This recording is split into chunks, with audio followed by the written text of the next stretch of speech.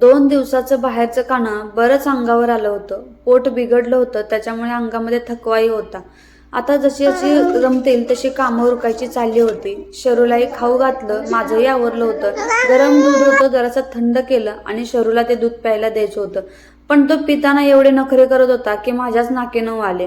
कसा तरी त्याला झोपी घातला आणि चांगलं असं जेवायला घेतलं. जेवणामध्ये किती हेल्दी असलं तर रात्रीचं शिळं आपल्याला खायचंच असतं.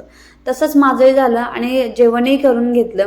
आणि जे आठवड्याची राहिलेली कामं होती त्यातलं काम इस्त्रीचं काम म्हणून माझं बाकी होतं, ते आधी उरकून घेतलं. आणि इकडे जरा महिन्याचा हिशोब लावत होते तोपर्यंत शरूने पर्स पळवली. आता संध्याकाळच्या जेवणामध्ये जे कालचे छोले राहिले होते त्याचंच काहीतरी बनवायचं होतं, म्हणून छोले मसाला करण्याचा बेत आखला होता. छोले मसाला छानपैकी तयार झाला. अगदी छोट्या छोट्या सामानामध्ये, कमी सामानामध्ये बनवायचा प्रयत्न केला होता.